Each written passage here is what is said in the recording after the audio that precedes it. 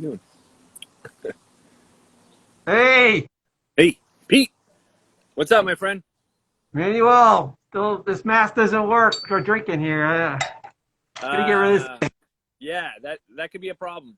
How are you gonna put a glass to your mouth? Yeah, yeah, exactly. There you go. How you been? Good. Yeah, I've been pretty well. Slow and steady. Slow and steady. How about you? I guess I could say the same. Slow and steady. Yeah, like I said, you gotta breathe. Gotta breathe. Gotta take time to breathe. Yep. Yeah, exactly. But the weather's fantastic. Yeah, Been for sure. definitely it was definitely a beach day, but you're not really allowed to go to the beach. So I did see some people at the beach the other day, though. I was in like Beverly Farms, so yeah. there was a fair amount, but they were like distancing somewhat. Didn't they break up a big party there like last week or something? I don't know, one of the beaches down there. Um, anyway, I don't know. I didn't hear that. yeah, Maybe, I think probably makes sense. probably just a bunch of senior teenagers just having a blast, and you know, Yeah, I mean, right. You can't blame them. You know. exactly, exactly. All right. Well, for people that are going to watch this later on, this is Wine in Three, as we call it. I'm Pete Bendoris, founder of North Shore Nosh and some other Nosh entities. I have with me Emmanuel Montevecchi. He is my wine guy, and he is a wine guy at Total Wine in Danvers. He's also been around the block, so he knows his stuff. And he's been recommending some wines for us to try and to learn and discover new things about wine. So that's what we're here for. So I guess what we're going to talk about is, and it's summer, right? It's just about summer, is rosé. And we can dive right into it if you like. So, Yeah, let's do that. All right. So this is because of the nice weather. I figured yeah, spotlight and rosés. This session was was going to make sense, total sense for us. Um, yeah, so as we put on the Instagram, the post for Instagram, we're taking a look at this here, the yeah. Gris de Gris, the Degree, Dune, degree. yes, the Dune Gris de Gris from Dune, degree, degree. Yep, yes, from we have from obviously it's a French rosé, yep, that's right. and take a look at the color. Take a look at the color, Yes, folks. yep. It's So, light. It's light. It's a light kind of pink. Yeah. so we, I guess there's a technical term. It's called pale pink, right? Yeah, Maybe. yeah. Some people call it that. I don't know how widely that's known, but I've never heard of. I think I have heard of that, but I haven't dealt with Yep. any customers calling it that in that way. Sure. That's fine. Um, Because when you show me the next bottle. Uh, so the next one is the Tavel. All right. yes, it's Look at that. Now that is not pale. It's not medium. We call that probably a deep pink, if I'm not mistaken. Um, yes, yeah, yes. yeah, for sure. Yes. So Exactly. so All as we right. can see, yes, as we can see the contrast there with the grade of pink, and Mhm. that's why I chose the two wines, so we can kind of, obviously we're gonna taste them. We're gonna have a little Yep. discussion about them. Um, Sure. the thing being, the misconception is that the last bottle I showed you, which was the Tavel, as we know, Yep. That's um, right. and the Tavel is at a, let's see, it's at about $16 price point, right there, Yeah. $15. The Gris de Gris Right. now is at $9.99, $10 right there. The Dune Gris All de Gris. right. Sub 20 So for both. So right, exactly. yeah. Yeah. So I mean, that's a the good value. You know. right. So the Tavel, as we saw, with the darker shade, some people might have the misconception that that's a fruity wine. It's pretty Now, sweet. Right. very sweet, right? So can we just get right into it, Pete? Do you want to just try? Yeah, this out? sure. No, sure. I have a couple of things I wanted to lay out first. As this is the right. wine three, we always have these three kind of fingers or tangents we kind of work along. First, let's explain to people what rosé really is. It's not a grape. It's not a varietal. It's not a region. Let's talk about that. What's a rosé? What you know? Okay. For the neophytes out there, they're like, "What the hell is going on here?" So. Right. So, very simply, the rosé it gets the name just because of the color. The thing being, okay, some people think for some reason it's rosés are made from a blending of red and white grapes. Well, that's not it. That's not it. It's made. It can be made from any red grape. A rosé can be made from a Tempranillo grape. It can be made from a Pinot Noir grape, from Willamette. It can be made from a Cabernet grape. And what goes on is during the process of pressing the grapes, okay, the contact is minimal of the skin of the grape. When pressing the grapes, it's called maceration, right? Is that what it is? Oh, did I lose him? Oh, he'll come back in. Don't worry. So the maceration piece for a rosé typically is about half of a day, maybe about 12 hours. All right, that's just not 12 long. hours. A short period of time. So, all right. Once again, we're dealing with any kind of red grape. Okay, that's what goes on. Okay. And is there both of these wines are from Southern Rhone in France. Is there a particular region in the world that's known for its rosés, or it doesn't really matter because it's just a blend of whatever red grape there is, right? Yeah, for the most part. I mean, some people, Provence, that area there, some people really gravitate to that. Mm-hmm. Okay. Coast to Provence, that area. Yep. All right. Okay. I'm not familiar with Italian rosé. They make rosé in Italy, right? Yes. Maybe I'm being. Yes, okay. They do. Right. It's not as common. I've only run across maybe 2 or 3. As well as I said, like Willamette, the Willamette area in Oregon, they go through that. They do Pinot Noir rosés. Which I actually enjoy those quite a bit. But I don't really drink a lot of rosés. But I think I'd like to get more into it, and it is a time. I'm getting really I get quite a few questions about rosé lately. And now is the time of season. This time, kicking off the close to summer now. So, okay. Yeah, it's going to be good, popular varietal. Yeah. So like rosés kind of go like up and down like this in terms of popularity, right? I remember there was a big popularity surge, and then it was kind of down for a while, and now there's a big surge lately in rosés. Why is that? Well, I think that the marketing, like somebody just spending extra dollars, or the producers, making an extra, line to their, product suite. I think they're getting, a little bit more trendy. I know in my shop, the section itself has been extended. So we've gotten other products, other rosés to add to the, to the, just the overall lineup that we have in that section of rosé. I think they're pretty trendy right now. Got it. All right. And I think especially during this time of season, like I said, rosés are not going to be popular, in the winter.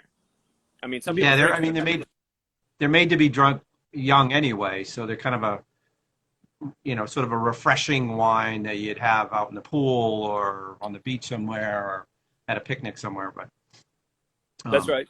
All right. So out on your deck. Out on your deck. Yeah, on my deck. Yeah, on my my stylish deck. So these wines, again, are from Southern Rhone, I believe, and I don't know. Well, maybe I know one is definitely, but and for those geography folks, Southern Rhone is northwest of Marseille. Marseille is obviously a major city in France on the coast, on the Mediterranean. Um, and we talked about color and maceration. So let's go diving into these wines. All right, let's see what we got here. Which one do you want to try first? It's up to you. I mean, I have the Gris de Gris poured already, though I did say let's try the Taval, so it's your call, Pete. All right, let's do the Dune. I actually saw the movie Dune last night, believe it or not. Oh, is that right? It's a good movie. Yeah. The original? Yeah, the old one, 80, Yeah, I remember it, sure. 1944 or something like that. I'm dating myself, but it was end of the night. I was just kind of goofing off before I could fall asleep. But Got it. so that's a beautiful color. I got the light. Actually, a good thing I got the sunlight back behind me. But from what I read about this wine, it's a 2019. It is, my French is horrible. I got to get work on this. Camargue is the region. And what I read from the producer is that this is on the delta of the Rhone River. So obviously a different terroir. Maybe when we get into Tavel, we'll talk about that. For sure. Very, very elegant on the nose and a lot of finesse. I really can't. It's hard to smell anything on this one. It's very, very gentle. Yeah, I'm getting more of a citrus. I'm getting more of a no, tropical. That's probably it. Like a pineapple? Maybe? No. What are you getting? Hold on. Let me see here. Maybe slight pineapple. I get a little bit. Maybe like a hint. Like a melon, maybe? I don't know. It's not super sweet on the nose. Yeah, definitely melon for sure. Definitely melon. Yeah, melon. Yeah, I mean, maybe a honeydew or something like that. Yeah, honeydew. I think that you hit it on the head. That honeydew. Yeah, I get honeydew. Yeah. Honeydew. And I don't eat a lot of honeydew, people. So I'm surprised that you picked that up. Smells nice. It's inviting. It's inviting. Yeah, and I did put this out for 20 minutes, so obviously to let it warm up a little bit.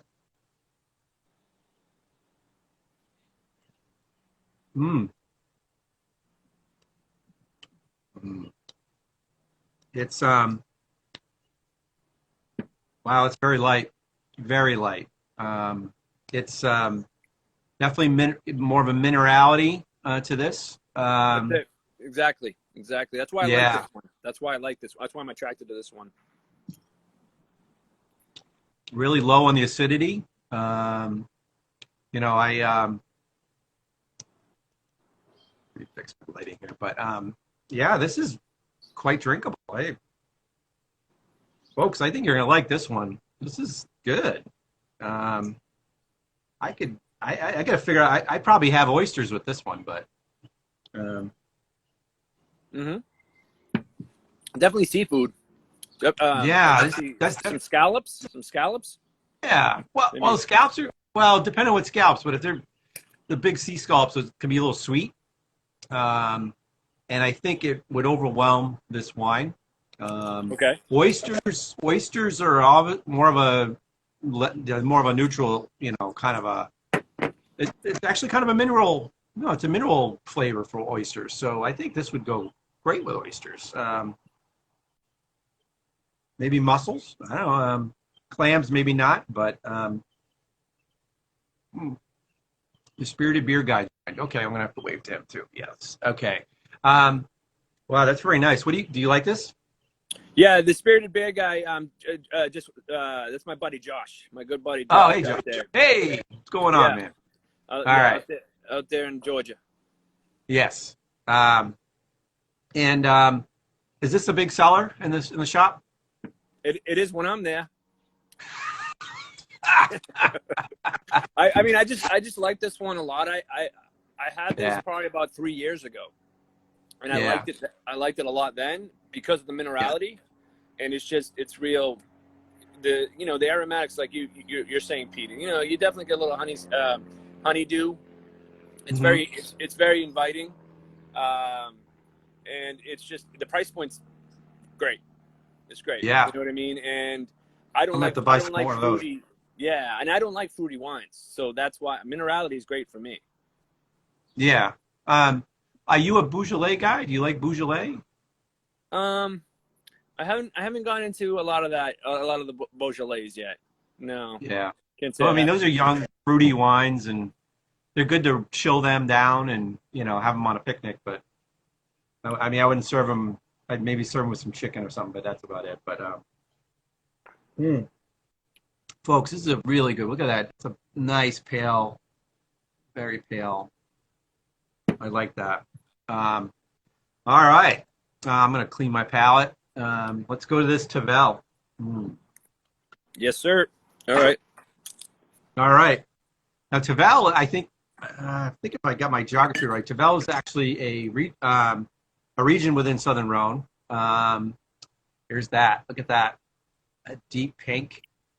I don't know what to expect out of this wine. I'm gonna try it out. So this wine comes highly recommended. Highly recommended from our guy Nolden. So Nolden, I know you're not listening, buddy, but Nolden, Yeah. Nolden pointed this one out to me a few days ago. All right. Yeah.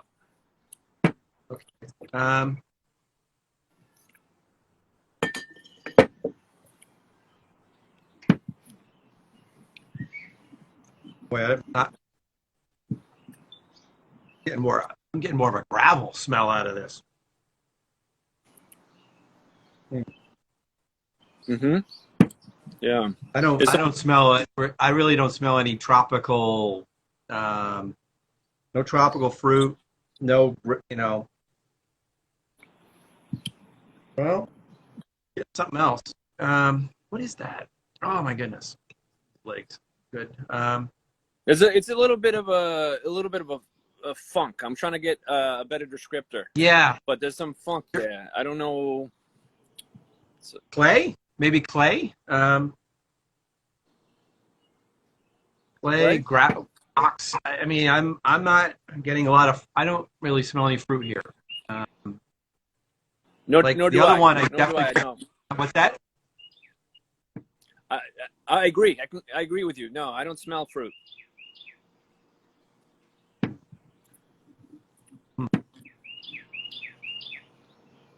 Now this one's got a little bit of puckering. There's some tannins on this one. I don't know if you got that, but Yeah, I got it. I got the tannin here. There was no tannin in this one. Definitely tannin on this one. Yeah. For sure. Now, from what I read is this wine was grown on a mountainside, Mm-hmm. and the blend is Grenache, Claret, Cinsault, Syrah, and it's a 60, 20, 20, 10, something like that. So the Grenache is obviously the lead grape in this. And I like Grenache. I know you like Grenache, right? Oh yeah, most definitely. In Spanish wines. Oh yeah, I like Spanish blends with Syrah and Grenache. Yeah. As well as it has, which is a common grape, the Cinsault. I'm not pronouncing that correctly. I know that, but Cinsault. Cinsault. That's it. Cinsault. Yeah. Yeah. Well, it's interesting. They have a Grenache. They have the Grenache as the dominant grape, and then they have Syrah as sort of that, kind of a little note player in the back with the 10%, I think. Exactly. Something like that. So it's interesting on the blend on this. I mean, on their label they say they're stone fruits, but I I don't. I'm not catching any of that, but No, I I'm don't. just No, catching. I don't. No, Are you catching no, I any? don't. Are you catching any fruit? I mean, I'm not, but No, I mean totally different than the Dune, the Gris de Gris, and this is why I chose the wine. Um, yeah, it's not inviting. I like it. I do like it. yeah, And I think once again, as I've said, the color is misleading because this is not a fruity wine. no, no, it's definitely not fruity at all. No, not at all. When you see that, then that's the problem with color, right? So color, we have a color bias. There you go. We talked about this bias before. We have label bias, we have region bias, we have Right. producer bias, Right. we have size Exactly. of bottle bias. I haven't even geeked out on the bottle size yet. I know I will, but Of course. so like and the so when you sent me to the store to pick up these two bottles, and I saw the two bottles, and I was thinking like, oh, this Dune's gonna suck. I know I'm not gonna Oh, like were it. you? Were you thinking that? And the only reason why I did is because it was so pale, and I'm like, looks like they just put a little food coloring in there just to make it look like wine instead of water. Yeah. Yeah, that right. That's the minerality. It's heavy on minerality. Yeah, it's very heavy. So on this one for food, because it's got a little bit of tannin, but it's very light body. I would definitely serve this with fish. I would you could probably get away with chicken and pork, but nothing heavy, no heavy sauces, no barbecue sauce, none of that stuff. So it's definitely not for barbecuing meat at any type. But I could see this going well with more of a white fish. I think any other fish would dominate it. Like if you had service with salmon, No, not. It wouldn't agree with salmon. Haddock for sure. Haddock, obviously. Haddock. Yep, exactly. Cod. So I don't know. I know I'm going off a tangent, but I've been doing the New England fishmongers, and they do home delivery. They always have a lot of haddock. But well, sure. It's cheap too. You know what I mean? There's a lot. Oh yeah. Yep. Oh, we have a question. What's the price point on this one? This one, I believe, was creeping up toward 20. If I'm not mistaken, right? This Tavel? Yeah. Well, no, it's about $15. 15. All right. Yeah. All right. But still, I mean, this is a very light body wine, folks. This is quite drinkable, but again, I'm catching more tannin, probably maybe, again, your palate is very subjective. What I pick up, you're not always going to pick up. But it's always good to compare these two wines and have a side-by-side comparison because, if I just grabbed that one bottle, I maybe not have been happy with this one or this one by itself. But when I have them side-by-side, this is actually kind of fun because I'm like, oh, wow. I don't know if I would buy this. I don't know. It's okay. It's good, but not like I got to go run out and get a bottle right now. Right. It's not. It's all right, but it fits a certain style profile. So yeah. It's one of the newer. I think it's for show. It's a rosé for show. What do you think, Emmanuel? It's a rosé for show. Are you saying that because of the color in the bottle, the way the bottle is structured? Yeah. Well, yeah. I mean, you got this pretty bottle, and you have this, kind of in a pic, a selfie or a pic, and you got it at the beach, and and then a lot of people like this kind of color, and you're like, oh, okay, but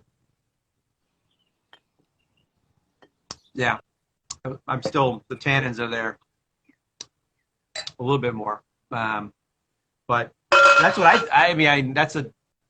maybe kind of a shallow assessment of that wine, but again, No, as you know, when you and I talk, and when I serve my meal, afterwards. Oh, sorry, I'm shaking this thing up. Afterwards, usually the wine will open up a little bit, but these are young white wines, really, or red wines with light body. But so my opinion may change on this wine, and that's the other thing too, folks. It's like got to give these wines a little bit of time to kind of get a little run, work it a little bit, get a little air into it, a little oxidation, and see what happens. But for now, I mean, I'm gonna have to go for another glass of this stuff. But and then this one. But I know. What are you eating with this, by the way? I see you eating. I see you snacking. So. well, it's just a palate cleanser. I just had a cracker, but I do have some. Oh, all right. I do have some apples and some cheese. Compliments of Gabrielle. Mm-hmm. Mm-hmm. Yeah. So in any case, I'm hearing what you're saying about the Taval. Golden, he's always great for giving recommendations, and obviously his culinary. He's got some culinary background. Professional chef. Yeah, he's pretty talented. Yeah, absolutely, he is. But I'll ask him. Well, you know what? We should ask Nolan. What would he serve with this wine? Nolan, you listening? We can always collect his thoughts later on and pass them on to folks. But oh yeah, absolutely. And so if anyone wants to know what I am doing tonight with these two wines, yes, Pete. What are you doing with these wines tonight? I know. It's like it's an echo chamber, just me and you talking here. But so I went to Ipswich Fish Market because that's the nearest one that I can get to besides going down to Beverly and Rowan's Market there. That's open. I'm in line. The ink wasn't dry on the Sharpie, on the poster, but there was octopus, $4.99 a pound. Pulpo. I like pulpo. Octopus? Yeah, oh yeah. Yeah, I've had it. I've just never prepared it. So I was in line and I'm going, you know what? We're having rosé. Clearly, it's going to probably go best with seafood. Why not get the octopus? And for $12, I get a 3-pound octopus. Oh yeah. And I'm going to grill it. I'm going to have grilled octopus tonight. Very simple seasonings, nothing crazy. Rub it a little bit with oil, a little olive oil, a little salt, a little pepper, and just stick it on the grill. Just sear it because I kind of tenderized it already today. Okay. So it's going to be interesting because octopus isn't necessarily. Yeah, it's not an aggressive protein itself. We'll see what goes on with the octopus. So I think this might go well with the octopus. But again, I've been fooled before. I'm not a genius with this stuff. But no, I think that's a good dish to have with the wine. I mean, I've always been a fan of octopus. I've had octopus when I was a much younger person. You were a lad. That was a common seafood at my house. Yeah. Oh, really? You ate it a lot, huh? Oh yeah, fair amount. Yeah. Anchovies, calamari. Yeah. So let me ask you this because I was just curious. When you were growing up, did your parents enjoy wine like you do, or no? I mean, somewhat here and there. I don't want to, put my mom out there, but my mom doesn't really have good taste in wine. Sorry, Ma. She doesn't have good taste in wine. That's okay. It's all right. My mom was a horrible cook. Yeah. Oh yeah. All right. But no, there were some wines at home sometimes. As with the Malbecs, that was my first, affinity towards wines. That's right. Yeah. Exactly.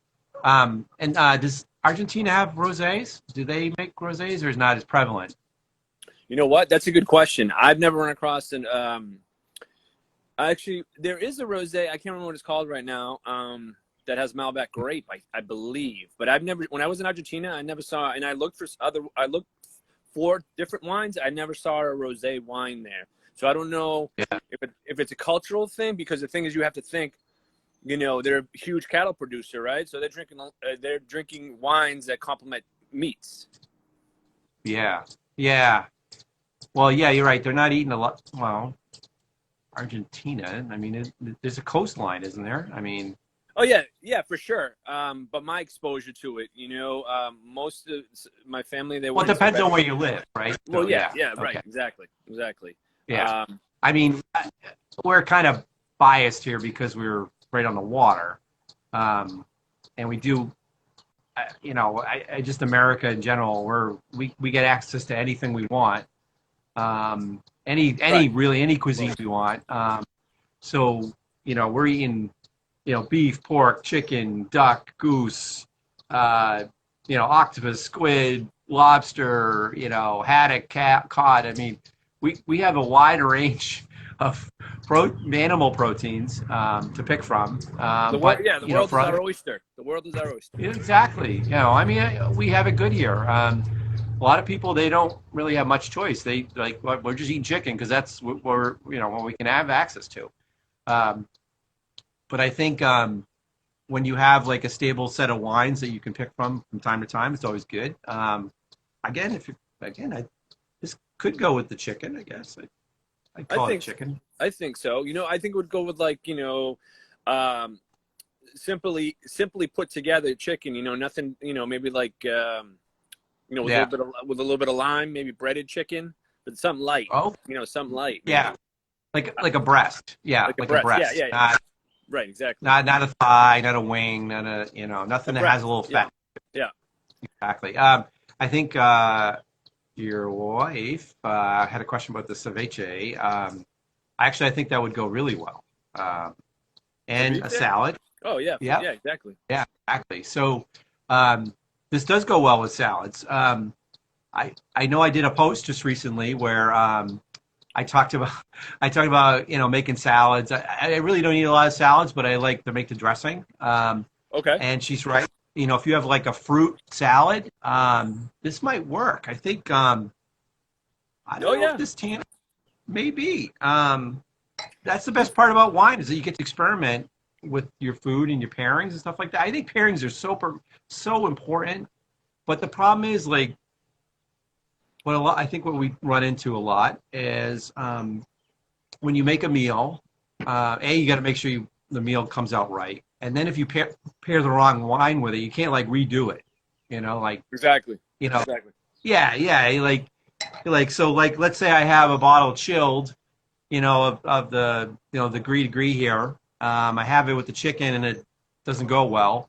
It's not like I have a bottle of Tavel sitting in my fridge waiting to open. I probably have it in a rack somewhere, or I got to actually go to the store to buy it.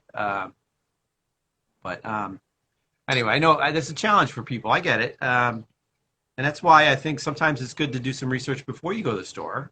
Or Oh, you go absolutely. talk to Emmanuel at Total Wine and you say, help me, I am serving this. And again, if Nolden's around, he's going to have a little bit different approach, but he's a cook. But again, that's the reason why I recommend people meet somebody like you to talk them through what they're looking to serve, what their tastes are, what they, you know, and then try to. I know there's going to be bias, but you try to remove that bias. Right. That's And what we're about. That's what we're about here. Like yeah, we you're did two trying to weeks ago. guide them. We did that 2 Yeah, weeks ago. exactly. Yeah. So like, you know, we talked about this before, but again, for everybody who knows, me and Emmanuel, we really push back on bias. You know, are all subject to it.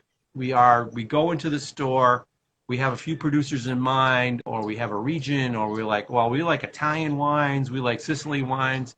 But again, you are boxing yourself in by not expanding your horizons. You're also boxing yourself in economically. for certain things. You know, if you have a price point of $20, well, what's 21? That's it's another dollar. You know, like, is that Right. really going to hurt Exactly. you? If another a dollar is going to hurt you, then don't buy a bottle of wine. There's better choices for your dollar. But and then the other thing too is we talked about is these are really good values. I mean, $15.99. And what was the Dune? What was that? That was $9.99. $9.99 for this This is beautiful wine. this wine right here. Yeah, I mean, this is going to be great. I can't wait to grill the octopus and serve it with this. I mean, Oh yeah, let me know how that goes, Pete. Let me know. I'm yeah, yeah. for sure. Um, and again, I'm winging it with the octopus, but we'll see how it goes. But it's all tender. I just got to just sear it up, so it should be easy. But that's an interesting choice you picked for this week. I love it. Cool. I mean, I'm glad. well, I mean, let me clean this up again. Let me see what we got. All right, let's see. Let's see if there's something changed. Now we're almost 40 minutes into this, but yeah, I'm still smelling clay. Yeah, I concur with Like that. Yeah. gravel. It's off-putting. I mean, I don't want to say that, but I think it. I mean, compared to the, we're comparing it to the Dune, the Gris de Gris. Yeah. It's it's definitely not inviting. It's not No. attractive. Well, we've had some wines where it smelled like kitty litter to me. Yeah. And it definitely was off-putting. You know, you're like, whoa, what the heck is that? But in this case, no. I mean, it's.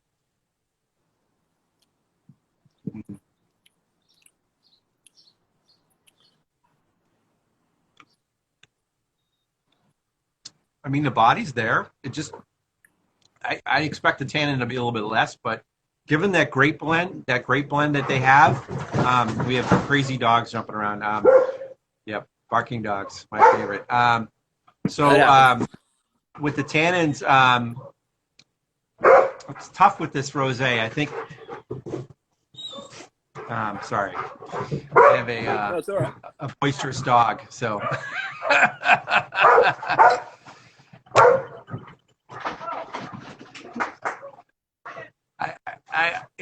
I can only control so much in this video. This is live, folks.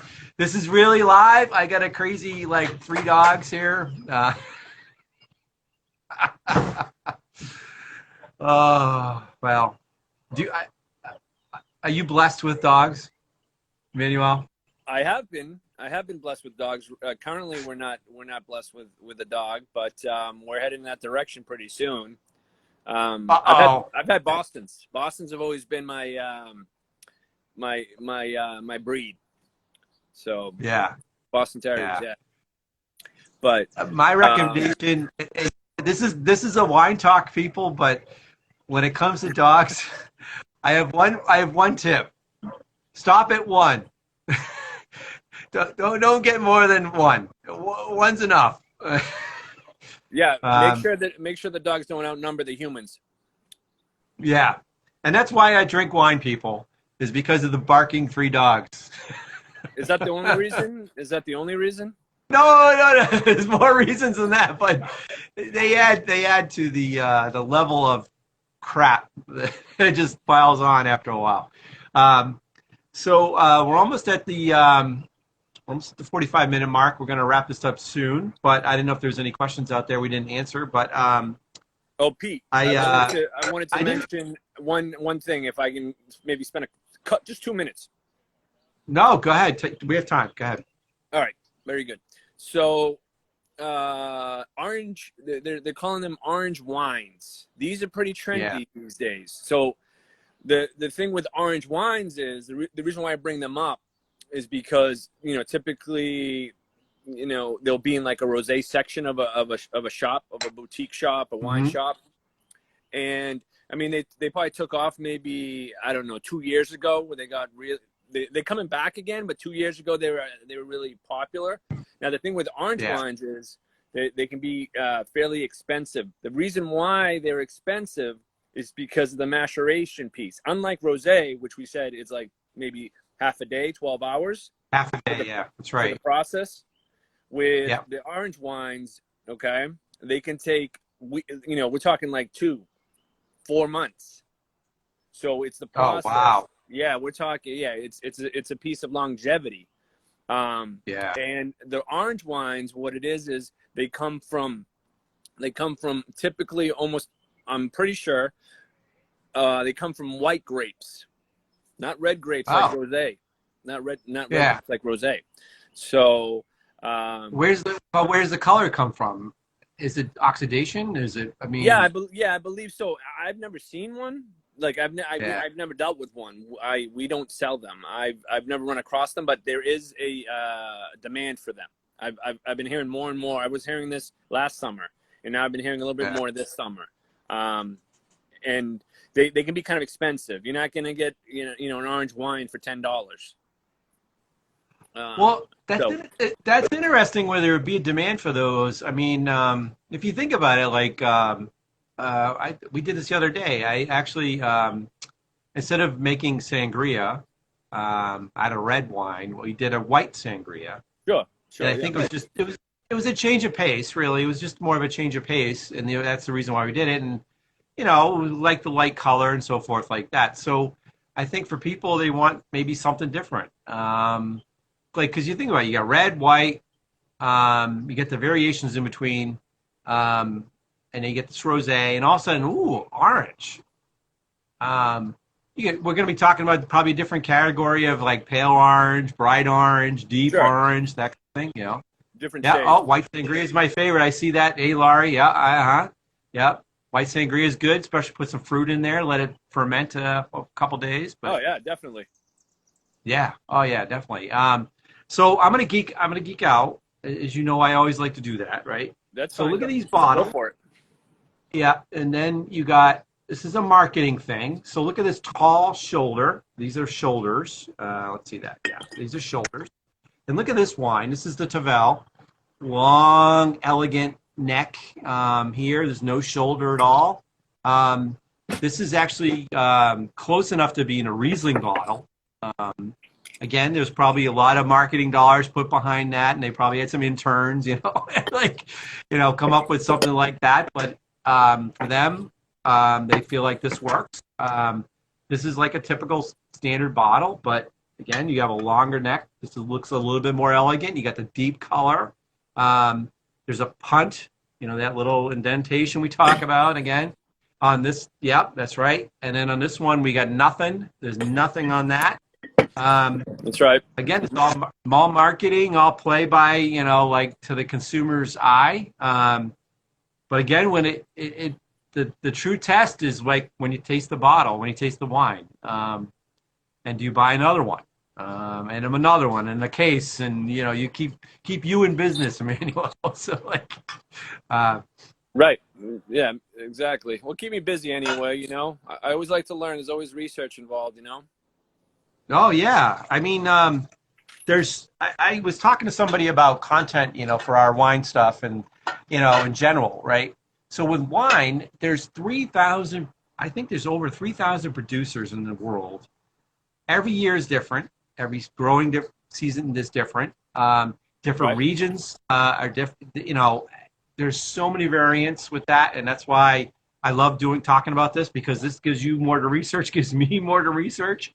And then this is summertime. It's time to talk about rosé, and hopefully you guys everyone's enjoying the rosé talk. And we saw somebody wants to do sangria with the orange wine. Yes, it's always a good one. But that's and that's why we're here, folks. That's an expensive sangria. I know. It's like and I make my sangria with either Scotch or bourbon or like a brandy as a fortified wine to add a little bit of zip to it. Right. Oh, okay. Scotch. You use Scotch. I see. That's interesting.